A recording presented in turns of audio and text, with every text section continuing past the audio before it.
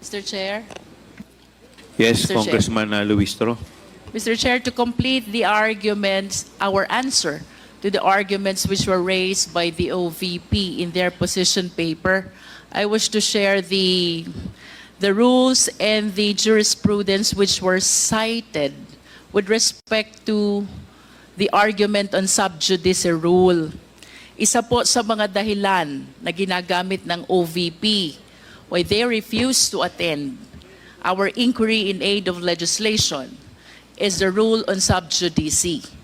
By this, we are prevented from making any comment or disclosures pertaining to judicial proceeding which may directly or indirectly impede, obstruct, or degrade the administration of justice. In Filipino, Mr. Chair, kapag ang subject matter is already pending in court, generally, we are precluded from making any comment.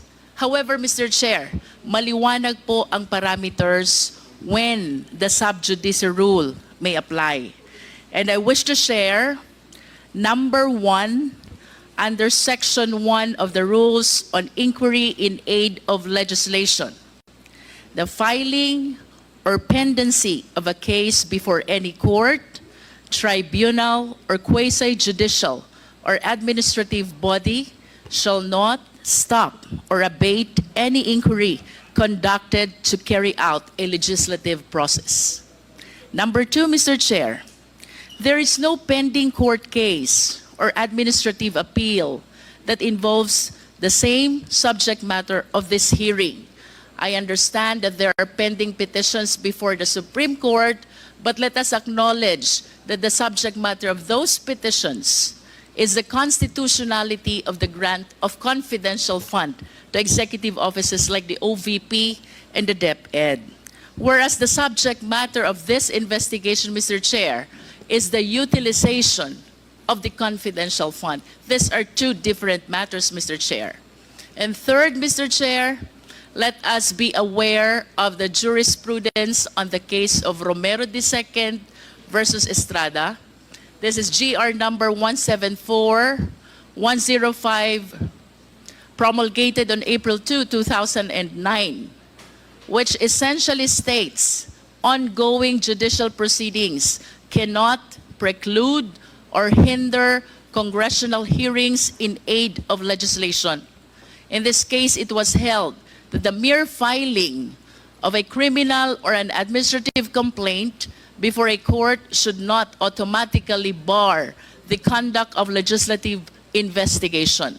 Otherwise, Mr. Chair, it would be extremely easy to subvert any intended inquiry by Congress through the convenient ploy of instituting a criminal or an administrative complaint. Surely, the exercise of sovereign legislative authority, of which the power of legislative inquiry is an essential component, cannot be made subordinate to a criminal or administrative investigation. In conclusion, Mr. Chair, there is no leg to stand on where the OVP can raise the rule on sub judice. I submit, Mr. Chair. Thank you, Congresswoman Luistro. Meron pa pong gusto mag-comment? Yes, Congressman Defensor, you're recognized. Thank you, Mr. Chairman. Just to put to rest once and for all the issue of whether this is in aid of legislation. This is clearly in aid of legislation because ang pera na ginamit ng OVP at ng DepEd is funded and forms part of the single most important legislation passed by Congress every year, and that is the annual budget or the General Appropriations Act. Walang pwedeng magsabi na ang pondo na binibigay sa mga ahensya ng gobyerno kapag iniimbestigahan ng committee ito is not part of in aid of legislation because we legislate the funds that we give to all agencies and instrumentalities of government, and it is for us to determine through our oversight and this committee whether we will fund it again, whether we will repeal it, or whether we will not no longer fund these programs through these confidential and intelligence funds.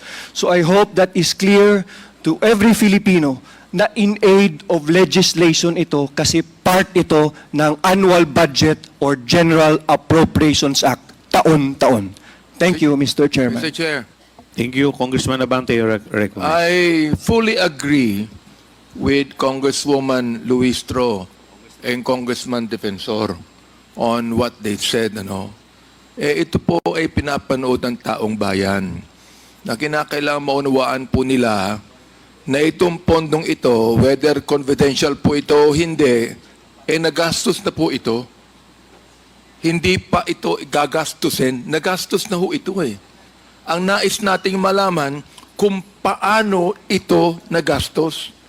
Tungkulin po natin yan sa committee ito na alamin upang malaman po ng taong bayan na yung paggastos po ng pondo na nanggaling sa mga taxpayers ay tama at naaayon sa mandato na ibinigay sa office ng pangalawang Pangulo. Kaya nga po iniimbitahan natin itong mga taong ito na nakakaalam ng mga pondong ito. Ako naman po medyo naaawa na rin sa ating members ng COA na naririndi na sa mga katanungan natin. Talagang dapat pumunta na po ito. Kaya gusto ko rin i-air ang warning na ito muli. Pag hindi pa sila nagpunta sa panglimang pagkakataon, ako na po ay magmo-motion to issue a contempt order on them. Maraming salamat po, Mr. Chair. Thank you, Your Congressman Honor. Abante.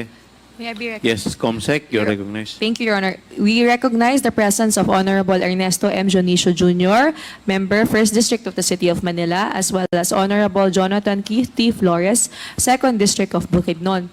Your Honor, present as well today are representatives from the Land Bank of the Philippines, AVP Nanita Camposano of the DOTC branch. Ma'am, may you please raise your hand?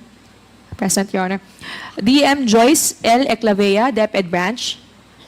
And Attorney Rafael Christopher L. Yap, Special Legal Concerns Department. Present, Your Honor. That's it. Nakapag-take na po ba sila ng oath? No, Your Honor, they are new invitees, Your Honor. Yes, pwede po bang paki-administer yung oath, Comsec? From the representatives of the Land Bank, kindly stand up. Okay. Please raise your right hand. Do you swear to tell the truth, the whole truth, and nothing but the truth in this inquiry? So help you God. Thank you, Your Honor. The oath has been administered. Thank you. We will now proceed to our next item in the agenda, the continuation of the deliberation. We will first call on the first interpellator, the Honorable Congressman Rog Gutierrez. Yes, you are first to interpellate. Thank you, Mr. Chair. Yung mga gusto pong, for a while, Congressman, yung mga gusto pa pong Congressman na magpalista lang po, lumapit lang po kay Comsec. Thank you po. Please continue, Congressman Rog. Thank you, Mr. Chair. Mr. Chair, I just have a few questions based on the ARs that we've done. And given that this is already our 4th hearing, I'm sure COA is very much used to our questioning, and I hope they could indulge us some more. Actually, Mr. Chair, yung aking mga katanungan is supposedly directed to the Special Disbursement Officer of the OVP, because